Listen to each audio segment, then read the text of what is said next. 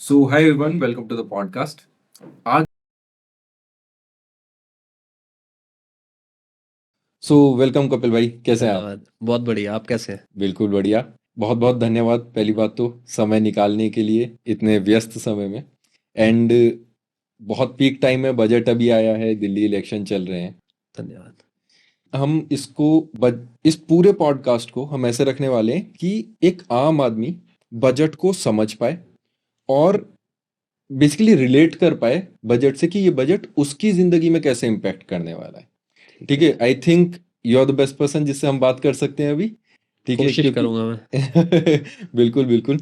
कपिल जी, सबसे पहला निर्मला सीतारमन जी को, मतलब पहली बात तो बहुत बहुत congratulation. She is the full time finance minister and I think 8th time उन्होंने ये बजट पेश किया है। आप इस चीज को कैसे देख रहे हैं? जब भी मैं ऐसी कोई बात, जैसे आप हैं, बहुत सारे लोग मिलते हैं हाँ जी। और ऐसी बहुत सारी बातें करते हैं, तारीफ करते हैं, तो मेरे को सीधे मोदी जी की याद आने लगती है, उनका चेहरा दिखाई देने लगता है।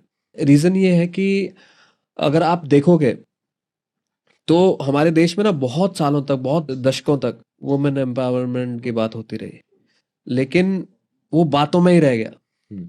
जब मोदी जी आए तो उन्होंने एक बिल्कुल नई दिशा में काम करना शुरू किया। प्रधानमंत्री जी का ये मानना है कि जो हमारी नारी शक्ति है, उसको नारी शक्ति ही इसलिए बोला जाता है कि वो बहुत शक्तिशाली है। बिल्कुल। महिलाएं कभी भी वीक रही नहीं है, तो उनको एम्पावर करने की जरूरत नहीं है, वो हम्म। ऑलरेडी एम्पावर्ड है। मेरे आसपास जितनी महिलाएं हैं, मेरी माता जी है, मेरी वाइफ है, या बाकी जितनी भी महिलाएं मेरे आसपास हैं, सब सुपर एम्पावर्ड है। महिलाओं की मल्टीटास्किंग स्किल्स देख के मैं कई बार आई गेट अमेज्ड कि ये कैसे इतने सारे काम कर ले रही हैं। तो महिलाएं स्टार्टिंग से ही बहुत एम्पावर्ड है, जी। लेकिन उनकी जो क्षमता है उसको समझने की जरूरत है, उसका दोहन करने की जरूरत है कि कैसे उस क्षमता को यूज किया जाए। जी। और मोदी जी ने वही किया कि हम वुमेन एम्पावरमेंट की बात ही नहीं करेंगे, ऑलरेडी एम्पावर्ड, लेकिन वुमेन लेड एम्पावरमेंट हो। अगर महिलाओं को सही स्पेस दिया जाए, जो उनका टैलेंट है, जो उनके अंदर क्षमताएं हैं, जो पुरुषों में नहीं है, उनको अगर स्पेस दिया जाए तो वो पुरुषों के, मतलब महिला पुरुष की वैसे लड़ाई होनी नहीं चाहिए, लेकिन अगर वैसे देखा जाए तो जैसे पुरुष काम कर रहे हैं वैसे ही महिलाएं और या उससे अच्छा परफॉर्म कर सकती हैं। यही सोच के मोदी जी चले। और सिर्फ निर्मला जी की बात नहीं है, अगर आप देखो, हमारे देश की पहली full time external affairs minister बनी सुषमा स्वराज सुषमा जी। स्वराज जी। ठीक है। इवन सबसे यंगेस्ट वुमेन बनी कैबिनेट मिनिस्टर स्मृति ईरानी जी। या फिर डिफेंस मिनिस्टर भी पहली फुल टाइम डिफेंस मिनिस्टर जो बनी देश की, वो भी मोदी जी के कैबिनेट में बनी। तो मोदी जी ने महिलाओं को लेकर जो कहा वो किया। और साथ में आप तो जानते ही हैं, अब तो 33% रिजर्वेशन भी हो गया पार्लियामेंट में, विधानसभाओं में। तो बहुत जल्दी बहुत सारी महिलाएं आएंगी। और मोदी जी ने एक चीज कर दी है कि आज हम ये डिस्कशन कर रहे हैं, हो सकता है कुछ सालों बाद हम ये डिस्कशन ही ना करें, क्योंकि ये इशू खत्म कर दें। इशू खत्म हो मोदी जाए। जी जाने जाते हैं इश्यूज खत्म करने के लिए। जी जी जी। 370 का इशू खत्म कर दिया, राम मंदिर का इशू खत्म कर दिया, ट्रिपल तलाक का इशू खत्म कर दिया। ठीक जी है। जी। बीजेपी इकलौती पार्टी होगी मोदी जी के नेतृत्व में जिसने अपने मैनिफेस्टो के सारे इशू खत्म कर दिए, नया मैनिफेस्टो बनाना पड़ता है। अच्छा। नहीं तो अगर आप कांग्रेस का देखोगे तो उनका मैनिफेस्टो आज भी वही है, गरीबी हटाओ। गरीबी हटाओ का नारा इंदिरा गांधी जी के टाइम पे चलता था, वो सेम नारे लेके अभी तक वो चल रहे हैं। लेकिन हमने जो वादे किए, तो जो 2014 में हम लेके आए मैनिफेस्टो में चीजें, वो आज 2024 आते आते खत्म हो गई है। अब हमारे मैनिफेस्टो में और वादे हैं, वो तो पूरे हो चुके। और ऐसे ऐसे वादे पूरे हुए, बहुत सारे लोगों को डाउट आता था कि ये होगा कैसे, होगा कैसे। और ये शायद हो ही नहीं सकता है। जैसे अभी लेकिन आपने बताया ना कि ओपोजिशन ओपोजिशन को तो ये कहना है कि वो बजट को बी से बेकार बजट है, बैंडेड बजट है। तो आप इसको कैसे देखते हैं कि ये बेकार बजट है, बैंडेड बजट है, या फिर एक बहुत ही बढ़िया बजट है? हिंदी फिल्म इंडस्ट्री की एक पुरानी मूवी है, उसका एक गाना मेरे को याद आ रहा है कि मिलो ना तुम तो हम घबराए, अच्छा। और मिलो तो आंच चुराए, हमें क्या हो गया है। हाँ जी, हाँ जी। तो मोदी सरकार जो भी करती है, अगर मोदी सरकार ने आज इनकम टैक्स में कमी की है तो इनको उससे दिक्कत हो रही है, अगर नहीं करती तो उससे दिक्कत होती। हम्म। तो इनको समझ नहीं आ रहा है कि अब कैसे रिएक्ट करना है। अच्छा, अरविंद केजरीवाल ने तो यही बोला कि इनकम टैक्स में, मतलब जो मिडिल क्लास था वो पिछले 1 साल से बहुत ज़्यादा ह्यू एंड क्राई कर रहा था, जो जो भी इनकम टैक्स की वजह से। तो वो मिडिल क्लास का जो प्रेशर था उसकी वजह से गवर्नमेंट ने, मतलब बजट में ये लेकर आए हैं। देखिए, मोदी सरकार पे, भारतीय जनता पार्टी पे हमेशा ही जनता का ही प्रेशर रहता है। हम जो काम कर रहे हैं देश के लिए, जनता के लिए कर रहे हैं, और जो भी निर्णय लेते हैं वो देश के लिए और जनता के लिए रहते हैं। तो प्रेशर तो हमेशा ही है, एक यही मुद्दा नहीं है, हर मुद्दे पे हम जनता का प्रेशर लेते हैं, और प्रेशर होना भी चाहिए। अगर आप वोट लेके आ रहे हो, अगर आप जनता के प्रतिनिधि बन रहे हो और आप पे प्रेशर ही नहीं है, तो फिर आप बेकार आदमी हो जी। लेकिन कौन सा निर्णय कब करना है, इकोनॉमी की स्थिति क्या है, कब आप टैक्स रिबेट दे सकते हैं, कब नहीं दे सकते हैं। अभी हम कोरोना से निकल के आए हैं, तो बहुत सारी चीजें रहती है। जैसे एक छोटा बच्चा होता है, उसकी तो हर फरमाइश माँ बाप पूरी कर सकते हैं, लेकिन वो उसके लिए प्लानिंग करते हैं कि आज अगर इसकी फरमाइशें सारी पूरी कर दी तो हो सकता है कि इसकी एडुकेशन के लिए पैसा ना बचे, या इसको कहीं और किस चीज, तो वो अच्छी प्लानिंग की बात होती है। पैसा है तो उसको खर्च कर दो, वो गलत बात है, या फिर उसको अपने फायदे के लिए यूज कर लो। तो अरविंद केजरीवाल जी तो क्या करते हैं, जैसे कुछ एक माँ बाप का आप एग्जाम्पल ले लो कि बच्चा आया कि ये लेना है तो पैसे दे दिए, ये लेना है ये पैसे दे दिए, तो बच्चे को लगेगा बाप तो बहुत ही अच्छा है मेरा। लेकिन जब बच्चा आया कि मेरे को एडुकेशन के लिए पैसे चाहिए या यहाँ के लिए, तो बेटा वो तो तुम सब खा गए। मतलब प्लानिंग बेकार है। प्लानिंग बेकार है। आपने तुरंत वोट पाने के लिए जो आपके पास पड़ा था उसको वेस्ट कर दिया। लेकिन अगर आप साथ में कमा भी रहे हो, अगर आपकी प्लानिंग पक्की, आप मेहनत कर रहे हो दिन रात, तो अगर आप 10 रुपए कमा रहे हो, 2 दे दो, क्या दिक्कत है। अच्छा, बजट में एक और आया था बी, दैट इज बिहार। तो काफी लोगों ने बोला कि ये तो बिहार का बजट है, मतलब ये यूनियन बजट नहीं नजर आया, ये देश का बजट नहीं नजर आया, ये बिहार का बजट नजर आया, क्योंकि बिहार का ही नाम इतनी बार लिया गया पूरे बजट में। तो क्या ये बात सही है कि मतलब सिर्फ एक स्टेट को कि इलेक्शन आ रहा है उधर, या फिर किसी वजह से उधर आपने इतना ज्यादा एलोकेशन कर दिया है? देखिए, ये एक बहुत ही नासमझी वाली बात है कि एक स्टेट के लिए कर दिया। देश का बजट है, पूरे देश के लिए है। अगर ये बिहार का बजट है तो सबको खुशी होनी चाहिए। बिहार क्या इंडिया के बाहर है? बिहार इसी देश में है ना। और बिहार के विकास के बिना इंडिया का विकास संभव है। बिहार के लिए अगर कुछ किया जा रहा है तो उसका स्वागत होना चाहिए, लेकिन ऐसी बात नहीं है कि बिहार के लिए किया है तो बाकी लोगों को छोड़ दिया। अभी मैं और आप ये पॉडकास्ट कर रहे हैं, कितनी डिस्कशन कर सकते हैं हम? मुद्दे तो 100 है ना। सही बात है। बजट बाकी प्रदेशों के लिए भी दिया गया है, लेकिन बजट स्पीच में आप कितना बोल सकते हैं? लेकिन ऐसा नहीं है कि बिहार की बात की है तो बाकी जो सारे स्टेट्स हैं उनको कुछ मिला ही नहीं है। सबको जो जरूरत थी, जैसी थी, वहां वैसे चीजें मिलती हैं। और सारी स्कीम्स मोदी सरकार की, अगर मुद्रा योजना एक प्रदेश में तो दूसरे में भी है। सिर्फ कुछ ऐसे प्रदेश हैं, अरविंद केजरीवाल जी या ममता बनर्जी, जो चाहते नहीं है कि मोदी जी द्वारा लाई गई कोई स्कीम का फायदा उनके लोगों को हो पाए, वहां पर वो इम्प्लीमेंट नहीं हो पाती है। उसके अलावा जो सारी स्कीम्स है वो बिहार के लिए भी है, जो उसकी स्कीम बिहार के लिए, वो आंध्र प्रदेश के लिए, वही तमिलनाडु के लिए है। तो ऐसा बोल देना कि बजट में सिर्फ बिहार के लिए है, वो गलत है। लेकिन बिहार के लिए कुछ अच्छा सोचा जा रहा है और बिहार और उभर के निकल के आए, तो उसमें क्या गलत है? अगर आप सोचिए ना, अगर बिहार पिछड़ा रहता है तो बिहार का जो सारा बोझ है वो किस पे पड़ता है? पूरे देश पे पड़ता है कि नहीं पड़ता है? तो अगर बिहार के लिए ये बजट है तो बहुत ही बढ़िया बात है। लेकिन ये बिहार के साथ साथ बाकी राज्यों के लिए भी बजट है। ये बजट हिमाचल के लिए भी है, ये बजट उत्तर प्रदेश के लिए भी है, ये बजट मध्य प्रदेश के लिए भी है, महाराष्ट्र के लिए भी, सारे स्टेट्स के लिए है। लेकिन अब मैं ये एक्सपेक्ट नहीं कर सकता हूँ निर्मला जी से कि वो सारे स्टेट्स के बारे में डिटेल में बात करने पड़ेगी। इसलिए अगर आप देखेंगे सारे बजट में या आज तक जितने भी बजट आए हैं, हर बजट में किसी अलग अलग राज्य की बात की जाती है। तो उसमें क्या गलत है? जी। तो जैसे मोदी जी बात करते हैं 2048 तक कि हम एक विकसित भारत बनाएंगे, ये बजट उस पैमाने पे कहाँ पे खरा उतरता है, कितना खरा उतरता है? क्योंकि अभी खुद इकोनॉमिक सर्वे में ये कहा गया कि भारत जो है वो 6.4% की तीव्रता से ग्रो करेगा नेक्स्ट ईयर में। और कायदे में देखा जाए तो 2048 तक अगर हमें विकसित भारत बनना है तो करीब करीब 8% तो कम से कम चाहिए होगा। तो वो पैमाने पे कैसे खरा उतरते हैं? विकसित भारत का जो प्रधानमंत्री मोदी जी का सपना है, उससे मैं खुद बहुत प्रभावित हूँ, बहुत अलाइंड हूँ। वो मोदी जी का ही सपना नहीं है, मेरा भी सपना है। मेरा भी सपना है, वो तो आपका भी सपना है, बहुत सारे लोगों का सपना है। ठीक है कि क्यों हम विकासशील कहलाए जाएं, विकसित क्यों ना कहलाए। मान लीजिए अगर आपने 10th पास की, ठीक है, तो उसमें से आप 7th को अकेला निकाल के देखेंगे तो हो सकता है 7th में आपके मार्क्स ज्यादा आए हो, कम आए हो, बहुत अच्छा प्रदर्शन किया हो। लेकिन आप 10वीं तक आते आते क्या व्यक्ति बनते हैं, ये सिर्फ एक क्लास के ऊपर नहीं डिपेंड करता। पूरे 10 सालों में आपने क्या सीखा है उस पर डिपेंड करेगा, 1st to 10th। ठीक है, इसलिए मैं जब आया तो मैंने सारे जो बजट आज तक पेश किए हैं, ठीक है, मोदी सरकार के, मैं वो लेके आया साथ में अपने। तो अगर आप देखेंगे कि तो पिछले 10 सालों में भारत को विकसित बनाने के लिए हर साल प्लान्ड वे में मोदी सरकार ने काम किया है। जैसे 2014 और 15 का बजट जब मैंने स्टडी किया तो वो बजट था स्टेबिलिटी का, क्योंकि उससे पहले कांग्रेस की सरकार थी, उन्होंने बहुत उथल पुथल मचाई हुई थी, तो रिवाइवल करना था। ठीक है, उसके बाद एफडीआई रिफॉर्म्स हुए। उससे अगले साल का बजट जो था उसमें Modi ji make in India लाए, जनधन लाए, डिजिटल इंडिया लाए।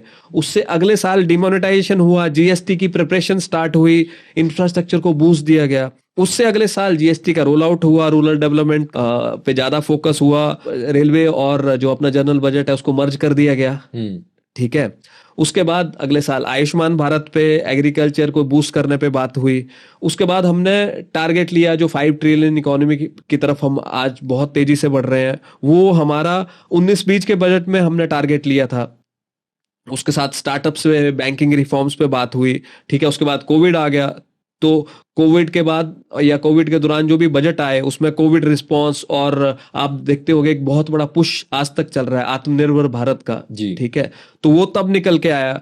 उसके बाद हमने हेल्थ केयर एक्सपेंशन पे, इंफ्रास्ट्रक्चर पे बात की। अभी आप देखते हो भारत, आपने सुना होगा भारत सेमीकंडक्टर्स में बहुत तेजी से ग्रो कर रहा है। ठीक है, तो पीएलआई स्कीम आई, तो उसी बजट में थी। और वो पीएलआई स्कीम सिर्फ सेमीकंडक्टर्स के लिए नहीं है, बहुत सारी चीजों के लिए, जिससे हमारा मैन्युफैक्चरिंग सेक्टर ग्रो करेगा। हाँ, तो उसके अगले में हमने डिजिटल रुपए की बात की, कैपिटल एक्सपेंडिचर को बूस्ट किया। और जो पिछला वाला हमारा बजट था उसमें ग्रीन ग्रोथ पे, अमृत काल का जो रोड मैप है उसके ऊपर काम किया। और ये वाला जो बजट है वो मैन्युफैक्चरिंग, एआई और डीप टेक और जो फिस्कल कंसोलिडेशन है उस पे है। और ऐसा नहीं है कि ये पिछले जो लास्ट 10 साल के बजट हैं इनमें सिर्फ यही बातें हुई हैं, ये की फोकस एरियाज है, लेकिन जो एक कंटिन्यूएशन में चीजें चलती आ रही हैं वो वैसी चलती आ रही हैं। अगर मेक इन इंडिया शुरू हो गया तो इस बजट में वो बंद नहीं हो गया, उस साल से चला ही जा रहा है। राइट, अगर उज्ज्वला योजना शुरू हुई है तो वो तब से चले ही आ रही है। ठीक है, या जनधन योजना या कोई और भी योजनाएं हैं वो उस समय से चली आ रही है। तो बजट को कभी हम ऐसे नहीं देख सकते कि हमने एक बजट को उठा के आइसोलेशन में देखेंगे तो it will become very confusing. ठीक है, लेकिन अगर आप देखेंगे कि पिछले 10 साल से कहां जा रहे हैं, जैसे मैं आपको एक एग्जांपल देता हूं, बहुत लोग हंसे उस पे कि मोदी जी खाते खुला रहे हैं, पैसे कौन डालेगा। अब वो खाते भी खुले हैं और पैसे भी डल रहे हैं, और सीधे डल रहे हैं। जो राजीव गांधी जी बोलते थे ना कि 1 रुपया घिस गया 16 पैसे ही बचे, वो मोदी जी ने वो घिसना बंद कर दिया। ठीक है, वो कैसे हो पाया? जो मोदी जी ने रिकॉर्ड नंबर पे लोगों के खाते खुलवाए। कोई सोच सकता था इतना बड़ा फाइनेंशियल इंक्लूजन? ठीक है, करोड़ों लोगों के खाते खुल गए। और आप देखिए कोविड आया और बाकी चीजें आई, अगर ये डीबीटी नहीं होता तो देश कहाँ चला जाता। ये जो हम बजट की, इकोनॉमी की बात कर रहे होते हैं, हम ये बोलते हैं इस वक्त कि कितना उधार लिया सरकार ने, कितने लोगों से लोन ले लिया, उस पे भी बात करेंगे। हाँ, मतलब वो जो लोन की बात कर रहे हैं वो डिफरेंट लोन है, लेकिन अपने जीवन जीने के लिए लोन लेना ये थोड़ा गलत है। ये गलत है, जो कांग्रेस के सरकार में होता था। बिल्कुल, जिससे बेसिक नीड्स के लिए भी अगर आप लोन की रिक्वायरमेंट, तो मैं वही बोल रहा हूँ। तो अगर आप देखो कि पूरा कोरोना का सारा चीज को सहन करने के बाद भी अगर हम आज यहाँ बैठ के इतना एक खुशी के माहौल में, क्योंकि खुशी का माहौल तो है, आप किसी से भी बात कीजिए मिडिल क्लास में या सारे, अब मिडिल क्लास की सिर्फ बात हो रही है, मिडिल क्लास तो खुश है ही है, लेकिन आप नीचे से लेके ऊपर तक जो भी व्यक्ति इनकम टैक्स भरता है उसको बड़े लेवल पे फायदा हुआ है। 12 लाख रुपए वाले को 80,000 का फायदा हो रहा है, तो जो बंदा 25 लाख कमा रहा है उसको भी 1,10,000 का फायदा हो रहा है। तो ऐसा नहीं है कि नुकसान में कोई है, सब लोग इससे फायदे में ही है। जी जी। अच्छा कपिल जी, हम इस पॉडकास्ट में, जैसे मैंने स्टार्टिंग में बताया कि बड़ा सिंप्लीफाई रखने की कोशिश करेंगे बजट को, तो हम बहुत स्टार्टिंग से स्टार्ट करते हैं। देश का बजट आता है, ठीक है, इन जनरल कोई भी व्यक्ति उससे रिलेट नहीं कर पाता, यार ये बजट आया है मेरे लिए कैसे काम करेगा। तो बजट होता क्या है एक आम आदमी के लिए, और वो उससे कैसे रिलेट कर सकता है। जब हम बजट की बात करते हैं ना, आपने भी एमबीए किया है, मैंने भी एमबीए किया है, हमारी बात हो रही थी। जी जी। और हम दोनों ने फाइनेंस पढ़ा है, लेकिन उसके बाद भी नंबर अंडरस्टैंडिंग और क्रंचिंग में कई बार बहुत कंफ्यूजन क्रिएट होता है एंड इट गेट्स कॉम्प्लिकेटेड। तो एक जो व्यक्ति है जो चाय बेच रहा है, या जो ठेला चला रहा है, डायरेक्टली वो कुछ नहीं समझ पा रहा। कुछ नहीं समझ पा रहा, वो तो जो बातें सुनता है वही है, या उसको लगता है कि मेरे लिए तो इसमें कुछ है नहीं, जबकि लिए उसके लिए बड़ी बड़ी चीजें हैं। तो वो इसलिए है क्योंकि बजट जो है ना बहुत डिफिकल्ट हो जाता है। और मैं बहुत खुश हूं कि आपने ये मुद्दा उठाया। मैं आपको बड़ी आसान भाषा में, बड़ा सिंप्लीफाई करके, विदाउट एनी जार्गन और ये समझाने की कोशिश करता हूं कि बजट होता क्या है, जो आम व्यक्ति भी समझ पाए। मान लो जॉइंट फैमिली है, 3-4 भाई हैं, तो बड़े भाई को जिम्मा दे दिया कि भाई साहब कमा के लाएंगे, जो भी है ये वो डिसीजन आप लो। तो बड़े भाई क्या हो गया, सरकार होगी, ठीक है। और जो बाकी लोग हैं वो अलग अलग कैपेसिटी में कमाते हैं। एक घर में सबकी एक तनख्वाह नहीं होती है, अलग अलग कैपेसिटी होती है। कोई बिजनेस कर रहा है, ज्यादा कमा लेगा, या कोई हो सकता है बहुत बड़ी सैलरी एम्प्लॉय हो, ठीक है, तो वो वहां से ज्यादा कमा लेगा। तो भिन्नता होती है। तो सबने पैसा कमाया, गया बड़े भाई के पास, ठीक है। अब बड़े भाई का काम है जितना भी पैसा आ रहा है उसको यूज करना है। तो इसको हम बांट लेते हैं। एक तो परिवार की जो इनकम है वो कहाँ से है, परिवार का जो एक्सपेंस है वो कहाँ पे है। अब परिवार की इनकम हो सकती है बहुत सारी जगहों से। कैसे कैसे हो सकती है, जैसे मान लो नौकरी या जो कमा रहे हैं वो तो एक इनकम है ही है, ठीक है। उसके अलावा हो सकता है उनकी कोई प्रॉपर्टी हो, रेंट पे हो, दुकान रेंट पे हो सकता है वो कुछ एग्रीकल्चर का काम करते हो तो एग्रीकल्चर इनकम आ रही हो। ऐसी बहुत सारी जगहों से कमाई होती है एक घर की, ठीक है। वो सारी कमाई आ गई, बड़े भैया के पास कमाई आ गई। उसके बाद आ जाती है बात खर्चा करने की, एक्सपेंस करने की। फिर बड़े भैया सोच समझ के फैसला लेते हैं कि पैसे इतने आगे हैं, इतना हम लगाएंगे घर खर्च पे, इतना हम लगाएंगे घूमने पे, इतने की कार लेंगे, इतने की प्रॉपर्टी लेंगे, कभी बच्चा बड़ा हो गया तो कॉलेज फीस जाएंगे, एडुकेशन की फीस आएगी। तो ऐसे ही सरकार का भी है। सरकार इनकम टैक्स से कमाती है, कॉर्पोरेट टैक्स से कमाती है, जीएसटी से कमाती है, काफी सारी जगहों से कमाती है। और फिर स्टेट्स को खर्चने के लिए पैसे देती है, डिफेंस एक्सपेंडिचर होता है, सेंटर स्पॉन्सर स्कीम्स होती हैं, फिर सेंट्रल गवर्नमेंट की खुद की स्कीम्स होती हैं जो डायरेक्टली वो इम्प्लीमेंट करते हैं। तो ऐसे सब्सिडीज हैं, ऐसे करके सरकार खर्चा करती है। तो एक तरफ से सरकार कमाती है जैसे परिवार ने कमाया, और एक तरफ से सरकार खर्चा करती है। अब बजट इंपॉर्टेंट क्यों हो जाता है, क्योंकि ये तो बड़ी सिंपल प्रोसेस है, जी कमा रहे हैं और खर्च कर रहे हैं। बजट इंपॉर्टेंट तब हो जाता है कि आपकी कमाई और स्पेंडिंग दोनों जगह आपकी प्रायोरिटीज कहां पर है। आप कहां से कमाना चाहते हैं, या कहां से कमा रहे हैं, या कहां से कमाने की कोशिश कर रहे हैं, और कहां आप खर्चना चाहते हैं और कहां खर्चने की कोशिश कर रहे हैं। उसका जो पैटर्न है ना वो इंपॉर्टेंट है। अदरवाइज तो बजट हर सरकार पेश करती है जी। तो ये जो प्रायोरिटीज है यही एक बजट को स्पेशल बनाती है। तो जैसे अगर आप देखेंगे इंडियन गवर्नमेंट का मोटा मोटा अगर आप हिसाब किताब लेंगे तो लगभग 22% इनकम टैक्स से आता है जी। उसके बाद आपका नेक्स्ट जो सबसे बड़ा कमाई का जरिया है वो है जीएसटी, वो आई थिंक अराउंड 18% है। उसके बाद कॉर्पोरेट टैक्स है 17% है। जो पीएसयूज हैं वो उनका जो प्रॉफिट आता है उससे सरकार को डिविडेंड मिलता है। और इसमें जो सबसे बड़ा कंपोनेंट है जो आप अभी थोड़ी देर पहले बात कर रहे थे वो है जो आप बोरोइंग्स करते हो जी, जो आप उधार लेते हो। ठीक है, गवर्नमेंट जैसे हमारा कई बार खर्चा ज्यादा हो जाता है, ठीक है, गवर्नमेंट की ऑफकोर्स ही बात है, बहुत सारी योजनाएं चलाते हैं, बहुत सारे इंफ्रास्ट्रक्चर प्रोजेक्ट चलते हैं, तो हम कई बार क्या होता है खर्चा ज्यादा कर लेते हैं। तो ये पैसा एक्चुअली आता कैसे है, और दूसरा इसी के साथ मैं क्वेश्चन जोड़ देता हूँ कि हम ये कैसे डिसाइड करते हैं कि इस साल हमें कहाँ पे एलोकेशन करना है, कितना एलोकेशन करना है, किसके लिए ज्यादा एलोकेशन करना है, किसके लिए कम करना है, तो ये किस बेसिस पे डिसाइड होता है? सबसे पहले तो आपने बात की हम खर्चा ज्यादा कर देते हैं, तो जो ये हम खर्चा ज्यादा कर देते हैं इसको बोलते हैं फिस्कल डेफिसिट, कि आपने इतना कमाया और खर्चा इतना कर दिया, अब जो बच गया वो आपका डेफिसिट। मान लो आपने 100 रुपए कमाए और 110 खर्च कर दिए, तो 10 रुपए का डेफिसिट वो आपको कहीं से बोरो करने पड़ेंगे या कहीं से लेके आने पड़ेंगे, ठीक है। और जैसे मैंने बोला कि अराउंड 24% जो सरकार की कमाई है वो बोरिंग से। वही मैं देख रहा था कि, और वहीं पे दूसरा खर्चा भी सरकार का जो सबसे बड़ा है वो इंटरेस्ट पेमेंट। आपको मैं एक एग्जांपल देता हूँ। आपने मेरे से पैसे उधार लिए और जाके उन पैसों से बिजनेस किया और प्रॉफिट कमाया, मेरे पैसे भी वापस कर दिए, अमीर बन गए। फिर आपने और मेरे से उधार लिए, उसको फिर से बिजनेस में लगाया और बिजनेस को बढ़ाया, मेरे पैसे वापस कर दिए। ऐसे करते करते आप बहुत अमीर बन गए, ठीक है।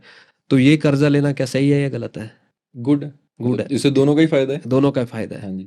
और दूसरी तरफ आपने मेरे से पैसे लिए हम्म। और बोला कि चलो हिमाचल की वादियों में या चलो केरला चलते हाँ हैं जी। या चलो यहाँ घूम के आते हैं, उड़ा के आते हैं। उड़ा के आते हैं। हम्म। ठीक है, उड़ाना गलत नहीं है, हिमाचल की वादियों में जाना बहुत अच्छा है, हम्म। आपको केरला जाना भी बहुत अच्छा है, हम्म। लेकिन उधार लेके हिमाचल जाना या केरला जाना अच्छा नहीं है। आप समझदारी नहीं है। समझदारी नहीं है। हम्म। आप पैसा कमाओ हम्म। और फिर जाओ।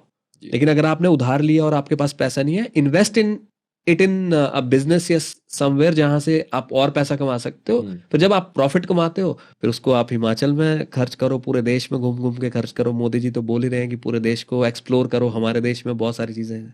लेकिन जब आप कमा के जो प्रॉफिट आता है उससे एक्सप्लोर करो। तो सरकार अगर उधार लेती है बिल्कुल बुरी बात नहीं है। तो अगर मोदी सरकार उधार ले रही है और हाईवेज बना रही है, रोड्स बना रही है, बुलेट ट्रेन बना रही है, ठीक है, जिससे और ज्यादा पैसे की कमाई होगी देश को, तो वो बहुत बढ़िया बात है। लेकिन अगर एक सरकार उधार ले रही है और फ्रीबीज बांट दे रही है, वो गलत बात है। तो जब ऐसा होता है तो वो रेवड़ी बन जाती है। लेकिन अगर एक सरकार उधार लेके इंफ्रास्ट्रक्चर डेवलपमेंट करती है, बढ़ावा मिलता है अगर इकोनॉमी को, तो फिर उसके बाद आप फ्रीबीज जिसको बोलो, वो फ्रीबीज नहीं रह जाते, फिर वो आप वेलफेयर स्कीम्स हो जाती हैं। क्योंकि आप कमा रहे हो और आपके पास पैसा है तो आप दे सकते हो, आपके पास रोड मैप है कि आज मैं अगर 80 करोड़ लोगों को अनाज दे रहा हूं तो मैं कल भी दे सकता हूं, परसों भी दे सकता हूं, देश पे नुकसान नहीं आएगा। लेकिन अगर आप पे पास रोड मैप नहीं है, आपने चुनाव जीतना है या अपनी सरकार को बनाए रखना है, उसके लिए आप उधार ले लो या कहीं से भी पैसा लाके आप दे दो, तो फिर रेवड़ी और फ्रीबीज हो गए। क्योंकि they are not planned at all. Short term gain हो गए, शॉर्ट टर्म गेन हो गया। आपकी नीयत है वो सही नहीं है जी, आप खराब नीयत से रेवड़ी बांट रहे हो, इसलिए उसको रेवड़ी बांटना बोला जाता है। अगर आप सही नीयत से इकोनॉमी को आगे बढ़ा रहे हो तो किसने मना किया आपको? आप करो जो करना है, देश के लोगों के लिए करना कोई गलत बात थोड़ी है। जी। अच्छा, इस बार का बजट आपको क्या लगता है किस डायरेक्शन में गया है? मतलब बेसिकली ठीक है, हमने देखा मिडिल क्लास को काफी बेनिफिट्स हुए, बट वहीं पे बहुत सारे एस्पेक्ट पे देखे ना, तो जैसे सेंसेक्स को बिल्कुल बेनिफिट नहीं हुआ, आई थिंक, और ज़्यादा तेज़ी से गिरा है। फिर उधर वहीं पे दूसरी तरफ हम देखें तो रुपीज़ काफ़ी तेज़ी से डाउनफॉल हुआ, 87 पे पहुंच गया, हाईएस्ट है ऑफ लाइक 15 ईयर्स। तो ये क्यों हुआ है और इसका सबसे बड़ा कारण क्या है कि अच्छा बजट आने के बावजूद जबकि पूरी जनता खुश है, तो ये दो एस्पेक्ट्स पे क्यों बहुत तेज़ी से हम डाउनफॉल कर रहे हैं? रुपया गिरना या किसी कंट्री की जो करेंसी है उसका डिवैल्यू होना हमेशा ही अच्छा नहीं होता और हमेशा बुरा नहीं होता है। जी। अगर आप जाएंगे रिसर्च करेंगे तो एक समय ऐसा था कि चाइना जानबूझ के अपनी करेंसी को डिवैल्यू कर रहा था। हाँ। क्यों? ताकि उनके जो एक्सपोर्ट्स हैं वो लुक्रेटिव हो पाए। ठीक है। अगर डॉलर के मुकाबले रुपया गिरता है तो ऐसा नहीं कि सबको नुकसान ही हो रहा है, जो एक्सपोर्ट करते हैं उनको फायदा हो रहा है, बिकॉज दे आर अर्निंग मोर।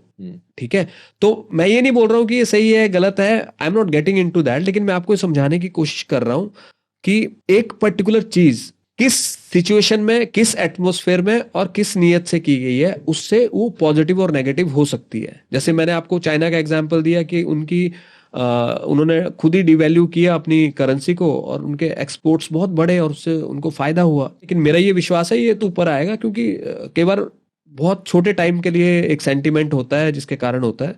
लेकिन अगर आप ये देखेंगे कि जो बजट में आया है उससे अगर आप शॉर्ट टर्म और लॉन्ग टर्म में इकोनॉमी को क्या फायदा नुकसान होने वाला है, उस पर मैं आपको ये बात बता सकता हूँ कि मिडिल क्लास जो है उसको अगर कुछ बचत हो रही है तो हमारे देश की जो मिडिल क्लास है वो बहुत समझदार है।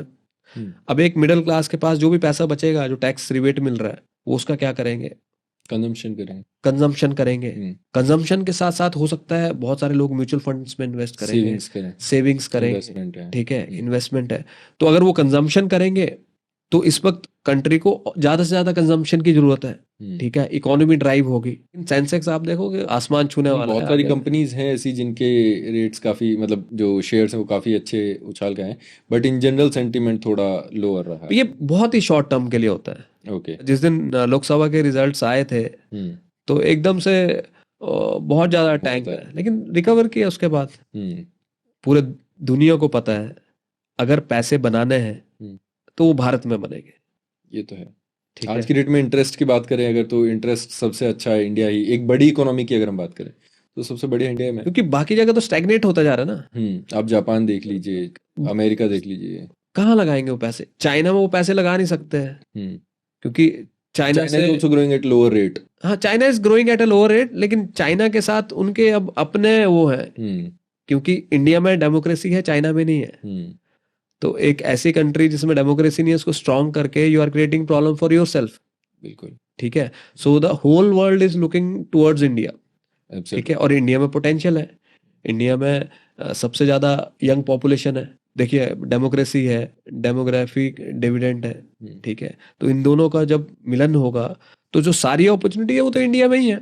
अच्छा, मिडिल क्लास की अभी हम थोड़ी देर पहले बात कर रहे थे, तो मिडिल क्लास को तो देखो आपने बहुत अच्छा फायदा कर दिया कि 12,75,000 रुपए तक आपको कोई टैक्स नहीं देना है। ठीक है, तो इससे क्या आपको लगता है कि इन्फ्लेशन की परिस्थिति आ सकती है देश में? कि लाइक अभी आपने बोला कंजम्पशन भी काफी अच्छा होगा, तो कंजम्पशन ऑलरेडी इन्फ्लेशन है मार्केट में, तो क्या आपको लगता है कि और ज्यादा इन्फ्लेशन होगा? बहुत कम इन्फ्लेशन है। ठीक है, वो तो आप अगर विपक्ष की बातों में जाएंगे तो उनको तो रोज इन्फ्लेशन लगता ही है। जी। एंड जैसे मैंने आपको बोला, पहले भी मैं बात कर रहा था कि इन्फ्लेशन अगर आपका कंट्रोल्ड इन्फ्लेशन होता है, it's good for the economy. ठीक है, एक ग्रोइंग इकोनॉमी को एक पर्टिकुलर लेवल तक इन्फ्लेशन चाहिए। अगर इन्फ्लेशन नहीं होगा तो ग्रोथ भी नहीं होगी। अच्छा, चीजें जो मिडिल क्लास के लिए इस बजट में सबसे अच्छी हैं। देखिए, मिडिल क्लास का क्या है, बड़ा एक सेट बजट में वो चलते हैं। ठीक है, तो जो उनको एक्स्ट्रा मनी मिलेगा, they will be able to do multiple things. जैसे मैं पहले से बोलते आ रहा हूं, कई लोगों से मेरी बात होती है कि अगर एक अच्छा रोड बन रहा है, वो सबसे ज्यादा किसके फायदे आता है? मिडिल क्लास के। मिडिल क्लास के। अगर अच्छा इंटरनेट आ रहा है तो सबसे ज्यादा किसके फायदे आता है? Middle is for class. Everybody, like हाँ, सब मिडिल क्लास भी है उसमें, सभी हैं। सभी हैं। सो कई बार ऐसा होता है कि मिडिल क्लास को आप डायरेक्टली कुछ नहीं दे रहे हो, तब भी वो मिडिल क्लास की तरफ ही आ रहा है। ठीक है, और जैसे मैंने आपको बोला कि इसको आइसोलेशन में नहीं देखना चाहिए। जी। जो बजट्स मोदी सरकार के अभी तक आई थिंक 11 बजट आए हैं, उनको अगर आप सारे सबको एक साथ लेके देखोगे तो आपको लगेगा कि हमारा जो मिडिल क्लास है, ठीक है, वो पिछले 11 साल में जितना स्ट्रांग हुआ है, उतने जब से हम आजाद हुए तब से स्ट्रांग नहीं हुआ। और अगर आपको मैं गलत लग रहा हूं, एक बार आंख बंद करके देखिए। मैं एक मिडिल क्लास से आता हूं, शायद आप भी मिडिल क्लास से आते हैं। आप आंख बंद करके अपने आसपास के लोगों के बारे में सोचिए कि 10-11 साल में उन्होंने क्या ग्रो किया है। ठीक है, तो आपको लगेगा हाँ, बुआ जी के पास भी गाड़ी नहीं थी, उनके पास भी गाड़ी आ गई, इसके पास भी गाड़ी आ गई, उसके लड़के के पास भी बाइक आ गई। अरे उसका बच्चा तो घर बैठे बैठे, जैसे हमीरपुर में मेरे एक रिलेटिव है, तो सुनने में आया उनका जो बच्चा है वो घर बैठे बैठे इंटरनेशनल कुछ काम कर रहा है and he is earning a lot. So आपको ऐसी ही स्टोरीज दिखेंगी।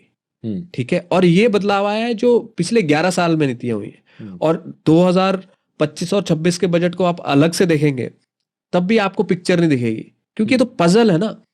जो मोदी जी ने डिसाइड किया है कि विकसित भारत करना है, अब उनके हर चीज वो जोड़ के चल रहे हैं। तो वो आपको जब तक आप पूरे उसको एंटायरिटी में नहीं देखेंगे तो आपको वो पिक्चर बनते हुए नहीं दिखेगी। लेकिन अगर आप देखेंगे कि धीरे धीरे जैसे अकाउंट्स खोले, डीबीटी हुआ, तो अगर सिर्फ अकाउंट्स खोलना देखो मजाक बन जाता है, अरे अकाउंट्स खोल दिए तो इसका क्या होगा। जब यूपीआई की बात हुई तब मजाक उड़ाते थे। कोरोना टाइम में अगर यूपीआई नहीं होता तो पेमेंट कैसे करते? लोग तो हाथ से पैसे या कोई भी चीज देने से डर रहे थे। ऑनलाइन ऑर्डरिंग कैसे होती? मैं भारत को बहुत ज्यादा मिस करता हूँ जब भी इंटरनेशनली जाता। सिस्टम बहुत ईजी है। यहाँ आप नोएडा में रहते हैं, ठीक है, मैं यहाँ नोएडा में रहता हूँ। 24/7 आप कुछ भी ऑर्डर कर सकते हो, कुछ भी खा सकते हो। लेकिन आप इंटरनेशनली जाओ, एक पर्टिकुलर टाइम के बाद आपको वो बोलेंगे नहीं, अब हम डिलीवर नहीं कर रहे, या डिलीवरी चार्जेस इतने होंगे जितने में तो भारत में आप पूरा भरपेट खाना खा सकते हो। या और भी बहुत सारी चीजें हैं। कोरोना वैक्सीन जो लगी है उसमें हमने डिजिटल सर्टिफिकेट्स और डिजिटली सब कुछ दिया, वहां सब हाथ से हो रहा है।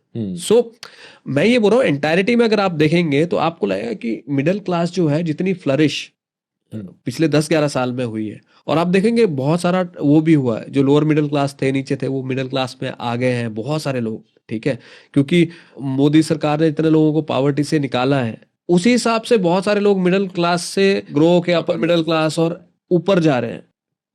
आप बोलोगे मोदी सरकार ने मिडिल क्लास को, आप देखोगे न्यूज़पेपर में हेडलाइन, तोहफा बड़ा ये वो, लेकिन इसका मतलब ये नहीं कि पिछले 10 साल 11 साल से मोदी जी ने मिडिल क्लास को कुछ नहीं दिया है। ये सीधा है, डायरेक्टली है, तो दिख रहा है। जैसे रिलेटिव्स आते हैं ना घर में, तो बच्चे को 100 रुपए देके जाते हैं, तो उनको लगता है चाचा जी बहुत अच्छे हैं। वो माँ बाप जो दिन रात पाल रहे हैं, उनको लगता है कि ये कुछ नहीं कर रहे हैं। चाचा जी तो जब भी आते हैं 100 देते हैं, ठीक है, लेकिन चाचा जी तो कभी कभी आते हैं।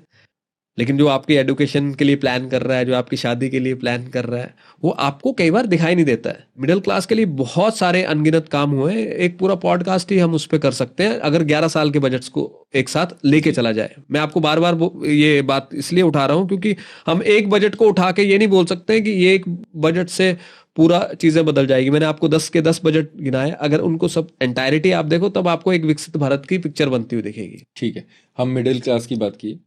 फार्मर्स के लिए सरकार का इस बार का क्या तोहफा है, या फिर क्या उनके लिए कंस्ट्रक्टिव किया गया है? मोदी जी ने जो बात की ज्ञान की, जिसमें गरीब, युवा, अन्नदाता और नारी आते हैं जी। फार्मर्स के लिए, मोदी सरकार ने इस बार एक स्पेशल स्कीम निकाली है, प्राइम मिनिस्टर धन धान्य कृषि योजना। जैसे लगभग 900,000 डिस्ट्रिक्ट है इंडिया में, उसमें से 100 डिस्ट्रिक्ट जहां पर प्रोडक्टिविटी लो है या क्रॉप डेंसिटी लो है, ठीक है, या फिर वहां पर बाकी चीजों की कमी है, आप ये समझ लिए जहां पर खेती अच्छे से नहीं हो पाती है, ठीक है, ऐसे 100 डिस्ट्रिक्ट को फाइंड आउट किया गया जहां पर 1.7 करोड़ फार्मर्स हैं।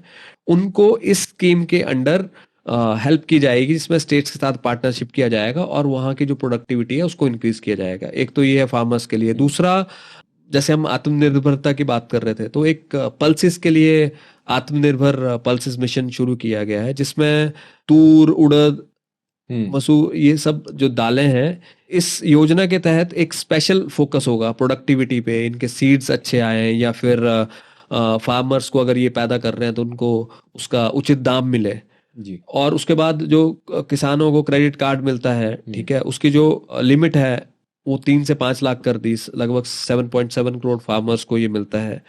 उसके साथ जैसे पीएम किसान निधि है, वो तो मिलेगी मिलेगी। किसानों पे मोदी सरकार का एक स्पेशल फोकस है, क्योंकि किसानों के बिना विकसित भारत को पा लेना वो पॉसिबल नहीं है। अच्छा, 80 करोड़ जैसे हम बात करते हैं, 80 करोड़ भारतीयों को इस टाइम पे सरकार की तरफ से जो अन्न दिया जाता है, अनाज दिया जाता है, क्या ये एक सस्टेनेबल मूव है, या ये लॉन्ग टर्म में देश को इम्पैक्ट कर सकता है? मैंने आपको स्टार्टिंग में बोला था कि कोई भी काम अगर आप करते हो इकोनॉमिकली, ठीक है, तो उसके 2 एस्पेक्ट्स हो सकते हैं। अगर मैं कमा के आपको घुमाने ले जाता हूं तो कोई दिक्कत नहीं है, लेकिन मैं उधार लेके आपको घुमाने ले जाता हूं तो वो दिक्कत है, ठीक है। मोदी सरकार अगर 80 करोड़ लोगों को अनाज दे रही है, तो वो तब दे पा रही है जब इकोनॉमी में बाकी चीजें की जा रही हैं, ठीक है, इकोनॉमी को स्ट्रांग बनाया जा रहा है और उतना खर्च करने पाने की हमारी ताकत है। और 80 करोड़ लोगों को अगर हम अनाज देते हैं, तो ऐसा नहीं है कि उनके पास अनाज लेने के पैसे नहीं है। जो बचा हुआ पैसा है वो कहाँ लगाएंगे? अपने बच्चे को पढ़ाने में, ठीक है, अपनी बेसिक नीड्स पूरा करेंगे। बेसिकली आप कह रहे हैं कि इसकी वजह से उनकी डिस्पोजेबल इनकम इंक्रीज हो रही है। राइट, डिस्पोजेबल इंक्रीज होगी तो क्या होगा? कंजम्पशन बढ़ेगी। कंजम्पशन बढ़ेगी तो किसको फायदा होगा? इकोनॉमी को फायदा होगा। जो गरीब आदमी है वो पूरी इकोनॉमी के लिए काम करता है। अगर एक गरीब आदमी कंज्यूम करेगा, मान लीजिए वो साबुन खरीदता है, तो वो साबुन बनाने वाली कोई एक फैक्ट्री होगी, इंडस्ट्री को फायदा हुआ, वहां कोई ना कोई एक मिडिल क्लास का आदमी काम करता होगा, तो मिडिल क्लास को फायदा हुआ। तो अगर आप 80 करोड़ लोगों को अनाज दे रहे हो, मतलब आप पूरे इकोनॉमी का फायदा कर रहे हो, क्योंकि वो जो व्यक्ति खर्चा करेगा बॉटम ऑफ द पिरामिड पे, तो वो टॉप ऑफ द पिरामिड को ही आने वाला है। लेकिन वो सस्टेनेबल इसलिए है क्योंकि मोदी सरकार ने जो प्लानिंग कर रखी है, क्योंकि हमारा जो फिस्कल डेफिसिट है वो 4.4% है जी। आई थिंक अमेरिका का जो करंट चल रहा है वो 6.3 है, ब्राजील का 6 पॉइंट समथिंग ऐसे ही चल रहा है, ठीक है। तो हमारा जो फिस्कल डेफिसिट है वो बहुत ही मैनेजेबल, बहुत ही कंट्रोल्ड है। और मोदी सरकार ने 2026 तक सोचा है कि इसको 4% पे ले आएंगे और इसको मैनेज करके रखेंगे। मोदी सरकार देखो क्या कर रही है, इंफ्रास्ट्रक्चर पे बहुत ज्यादा स्पेंडिंग हो रही है, आपके रोड बन रहे हैं, आपके मैन्युफैक्चरिंग को प्रोत्साहन दिया जा रहा है। तो इससे क्या होता है कि इकोनॉमी में बहुत सारी ग्रोथ हो रही है, ठीक है, और इकोनॉमी में ग्रोथ होगी तो उससे सरकार को कमाई सरकार की बढ़ती है, और अगर सरकार की कमाई बढ़ती है तो सरकार अनाज दे भी सकती है।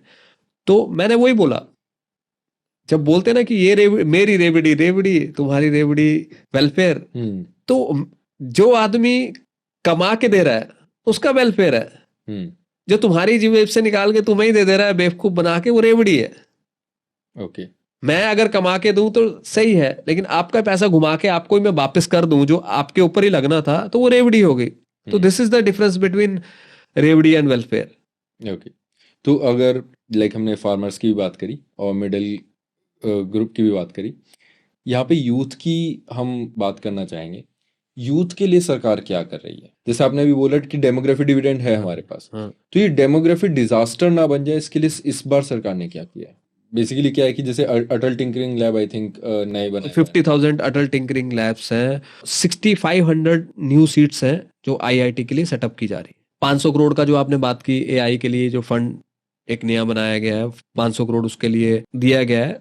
एआई के लिए अगर आप 500 करोड़ का बजट एलोकेट कर रहे हैं और वो भी पूरे देश के लेवल पे, तो ये बहुत छोटा एक बजट है। देखिए, मैं फिर से बोल रहा हूँ कि ये प्रोत्साहन देने के लिए, क्योंकि कभी भी ऐसा नहीं होता है कि कोई भी बड़ी चीज है वो सरकार खुद से कर देगी। सरकार तो एक इग्निशन का काम करती है जी, कि आपने एक एनवायरनमेंट क्रिएट कर दिया और उसके बाद उस एनवायरनमेंट पे चीजें बिल्डअप हो रही है। अब जैसे स्टार्टअप के लिए अगर आप कोई फंड देते हो तो उस फंड पे तो बड़ी कंपनी नहीं क्रिएट होती ना, लेकिन स्टार्ट जरूर हो जाती है जी।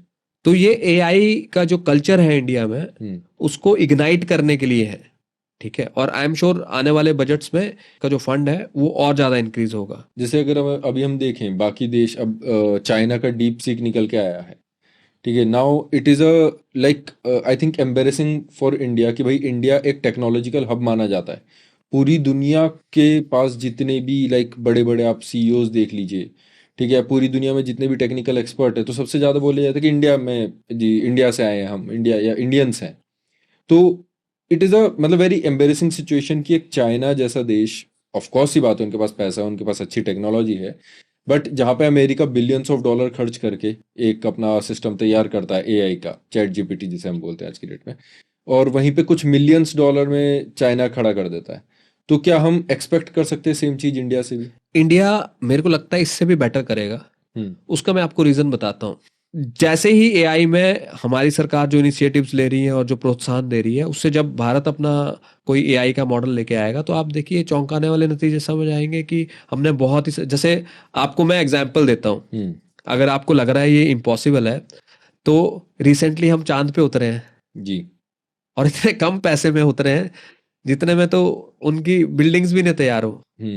जो एक बताया जाता है कि उनकी शायद एक मूवी इंटरस्टेलर, वो भी उससे महंगे में तैयार हुई है। तो मैं वहां से आपको बता रहा हूँ कि इंडिया भी आएगा, ठीक है। आप इसको एम्बैरेसिंग मत मानिए। देखिए, चाइना जब ग्रो कर रहा था तो भारत सोया हुआ था। कांग्रेस के समय में चाइना ने जब ग्रो किया और चाइना ने जब अपने आप को चेंज किया, तब इंडिया उस रेस में पीछे रह गया क्योंकि कांग्रेस की गवर्नमेंट थी। 1980s की आप बात करें। हाँ, जब हम आजाद हुए, मैं आपको एक इससे एक बड़ा इंटरेस्टिंग फैक्ट बताता हूँ। जब हम आजाद हुए 1947 में, तो इंडिया का जो जीडीपी है वो चाइना से ज्यादा था, और आई थिंक 1980s में 1984 के करीब उसको चाइना ने बराबर कर लिया। और आज देखिए आप 1984 से लेके आज, ठीक है, 5 गुना जाता है चाइना। तो क्योंकि चाइना ने जब दौड़ शुरू करी थी तो हम सो ही थे। अब हमने दौड़ ही 2014 में शुरू की है। इसलिए 2047 में जो विकसित भारत का प्रधानमंत्री जी का सपना है, तो उसमें चाइना नहीं, हम वर्ल्ड नंबर 1 की बात कर रहे हैं। लेकिन चाइना ने अपनी 80s में अपनी दौड़ शुरू कर दी थी, हमने 14 में शुरू किया। तो जब 47 आते आते हम टॉप 3 में तो डेफिनेटली होंगे, नंबर 1 2 में हम लोग होंगे ही होंगे। तो एआई में भी जैसे ही इंडिया में, देखिए अभी मैं कल परसों अपने एक मित्र से बात कर रहा था, वो भी एक एआई मॉडल डेवलप कर रहे हैं। तो ये कल्चर जैसे ही स्टार्ट होगा, ठीक है, जैसे स्टार्टअप कल्चर इंडिया में बूम किया, वैसे ही एआई भी बूम करेगा। अच्छा, एक बड़ा ही आप जैसे बताया था कि मोदी जी ने 4-5 पिलर पे बात करी इस बार, तो उसमें एक था नारी शक्ति। अच्छा, नारी शक्ति पे जब हम बात करते हैं ना, तो अब तो ऐसा लगता है कि नारी शक्ति is like a vote bank. ये अपने आप में एक वोट बैंक बन गया है कि जो भी गवर्नमेंट आती है वो वुमेन के लिए कुछ ना कुछ एक फ्रीबीज टाइप की आपके डायरेक्ट अकाउंट में ट्रांसफर करेंगे, 1,000 रुपये 2,000 रुपये, ठीक है। तो क्या ये एक मजाक बन के नहीं रह गया, या क्या ये रियल एम्पावरमेंट है? अगेन सब चीज उस पर डिपेंड करती है कि आपने क्या प्लान करके क्या सोच के आप बात कर रहे हो। एक नारी एक परिवार में सशक्त होती है तो उससे पूरा परिवार सशक्त हो जाता है। ये तो आपको भी पता है, मेरे को भी पता है, ठीक है। सो हमारी सरकारों ने जहां भी बोला है कि नारियों को हम पैसा देंगे, वहां हमने उसका पूरा प्रावधान किया है, कहाँ से पैसा जनरेट करेंगे उसकी प्लानिंग की है, और वो पैसा जनरेट भी हो रहा है, और जहां पर भी जनरेट हो रहा है हमारी जो इकोनॉमी है वो स्टेबल है। तो अगर आप स्टेबल इकोनॉमी रख के अगर महिलाओं को पैसे दे रहे हैं तो आप क्या कर रहे हैं, उनको एम्पावर कर रहे हैं, उनके साथ साथ उनके पूरे परिवार को एम्पावर कर रहे हैं। अगर नारियां एम्पावर होंगी, देश के पूरे परिवार एम्पावर होंगे, तो पूरा देश एम्पावर होगा। और जो हम कंजम्पशन की बात कर रहे थे, कंजम्पशन बढ़ेगी जी। और एक नारी को अगर पैसा मिलेगा तो वो सही जगह खर्च करेगी, सही जगह इस्तेमाल करेगी, एडुकेशन पे खर्च करेगी, ये, और वो सही कंजम्पशन बढ़ेगी, उससे पूरे देश का फायदा होगा और हम ऊपर आएंगे। लेकिन अगर आपके पास पैसे है ही नहीं और फिर भी आप जाके बांट रहे हो, और ये प्लान है कि इन्हीं की जेब से फिर से निकाल लेंगे, इस जेब में डालेंगे और इससे निकाल लेंगे, तब वो गलत है, रेवड़ी है और फ्रीबीज और वोट के लिए राजनीति है, उसका हम विरोध करते हैं।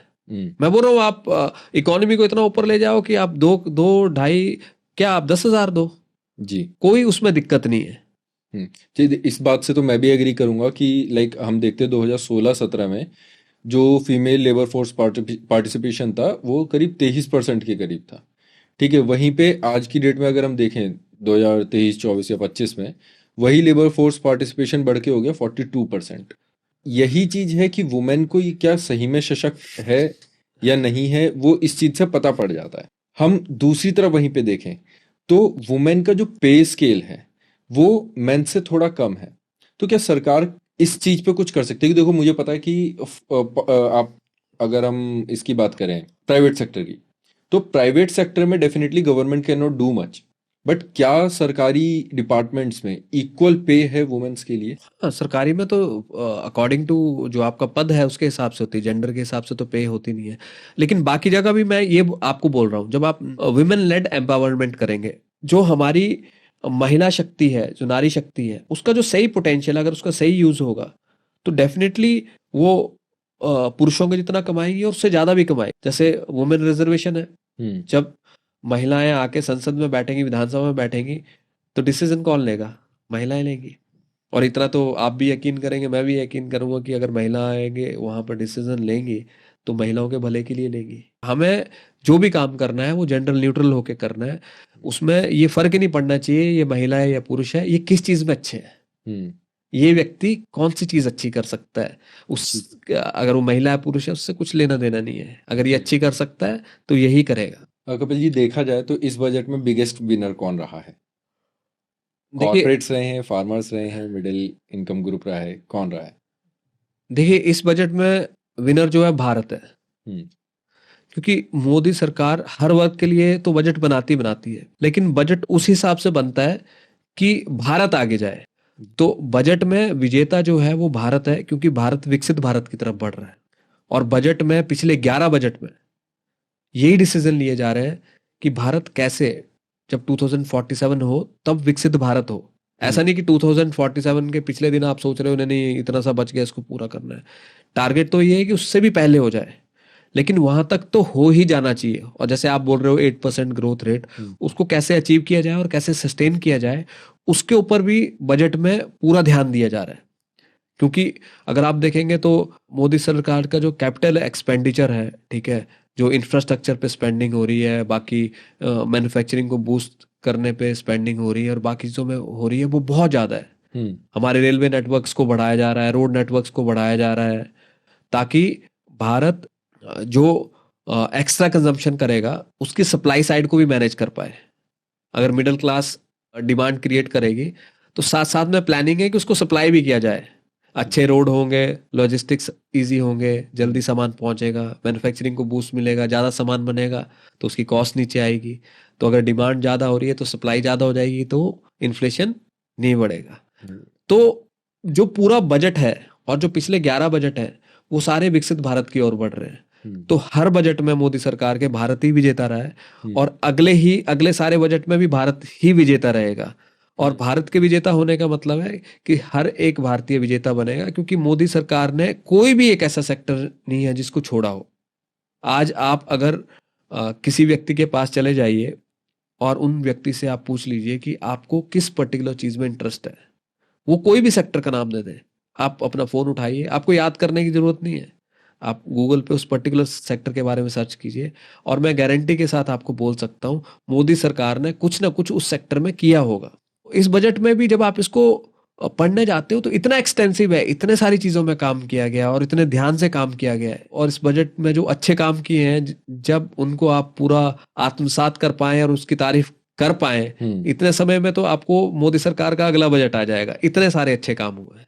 चलिए बहुत अच्छा है। अच्छा, एक बड़ा इंटरेस्टिंग क्वेश्चन है, अगर आप फाइनेंस मिनिस्टर होते तो आपकी टॉप 3 प्रायोरिटीज क्या होती?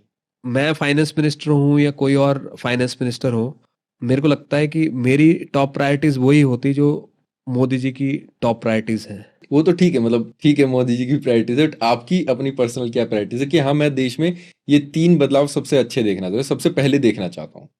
3 बदलाव मेरे को लगता है कि जो मैं बदलाव देखना चाहता हूँ मोदी जी ऑलरेडी उनके लिए काम कर रहे हैं। जैसे मैं चाहता था कि सब स्वस्थ हो, मेरा मानना है कि आदमी अगर स्वस्थ होगा तो ऑटोमेटिकली वो काम करेगा और ऑटोमेटिकली देश का प्रोडक्शन बढ़ेगा।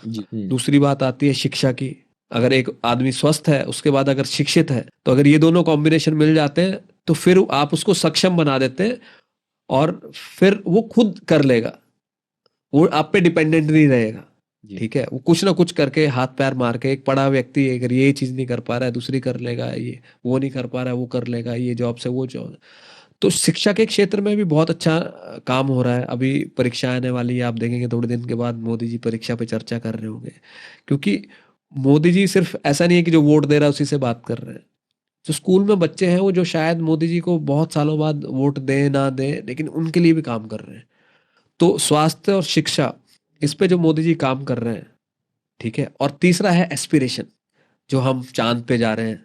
देखिए एस्पिरेशन, लोग बोलते हैं कि अरे भारत चांद पे चला गया तो इसमें अभी पैसे लगाने चाहिए थे कि नहीं लगाने चाहिए, ये पैसे आप कहीं और। अगर इंसान के जीवन में एस्पिरेशन नहीं है तो वो जीवित व्यक्ति मृत व्यक्ति के समान।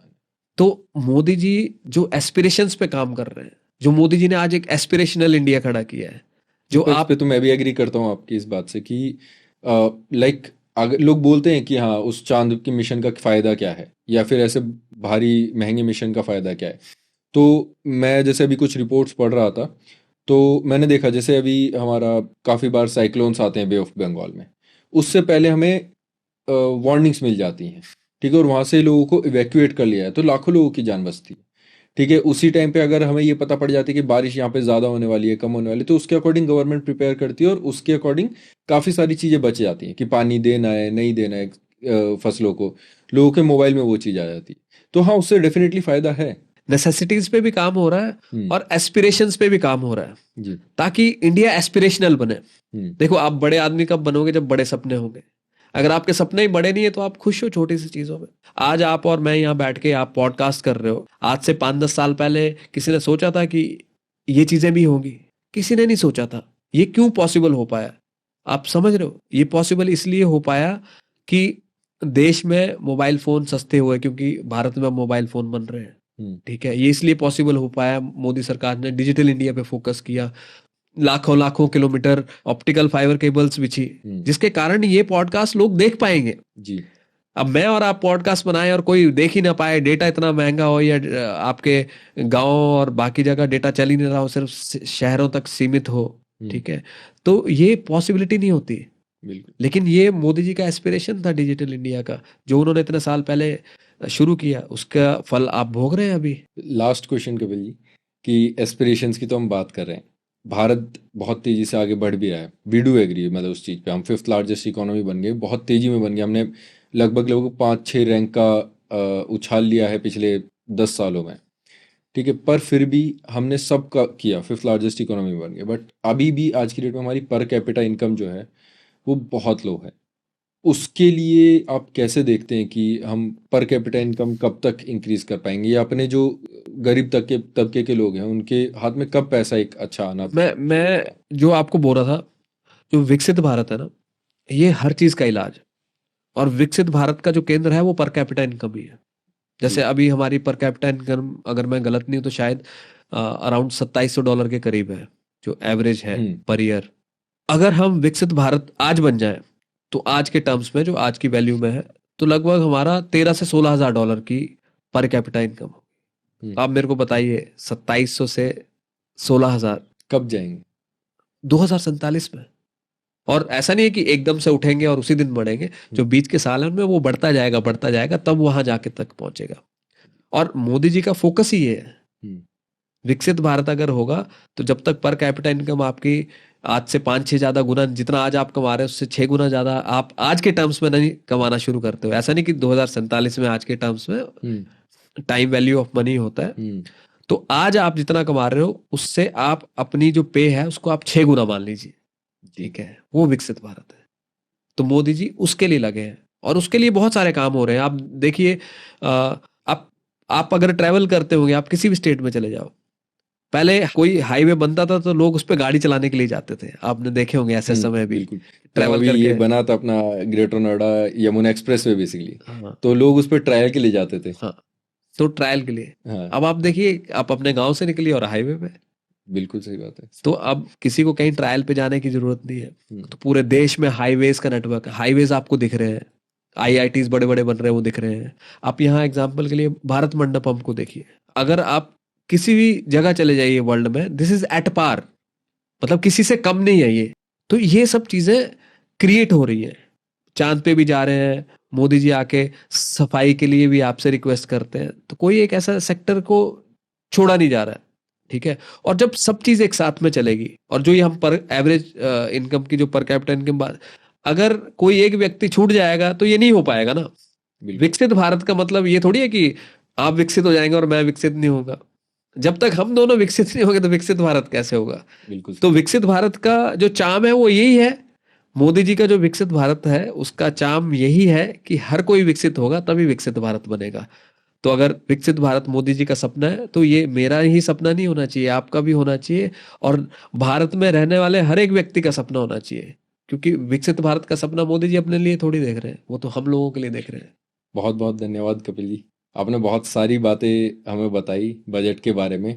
होपफुली हमारे व्यूअर्स के लिए थोड़ा सिंप्लीफाइड रहा हो कि क्या पर्सपेक्टिव है गवर्नमेंट का फ्रॉम दिस बजट, ठीक है, और लोग होपफुली रिलेट भी कर पाए इस चीज से। आपसे बात करके मेरे को भी बहुत अच्छा लगा, और जैसे आपकी भी अप्रोच थी, मेरी भी ऐसे अप्रोच रहती है कि सिंपल इज सोफिस्टिकेटेड। तो हमने जो आम बोलचाल की भाषा में बात करने की कोशिश की, और ज़्यादा जार्गन्स और ज़्यादा नंबर्स थ्रो करके इसको कॉम्प्लिकेट ना करने की कोशिश की, ये मेरे को भी अच्छी लगी। और मेरे को लगता है कि ऐसे पॉडकास्ट और ज़्यादा होने चाहिए जहाँ हम इस वे में बात कर पाए जहाँ लोगों को समझ आ पाए। बिल्कुल। तो आपको साधुवाद की, आप भी यूट्यूब पे कंजम्पशन बढ़ा रहे हैं जो हम कंजम्पशन की बात कर रहे थे। जी। तो ये आपकी तरफ से यूट्यूब के लिए कंजम्पशन का गिफ्ट है। Thank you so much Kapil ji, बहुत बहुत धन्यवाद।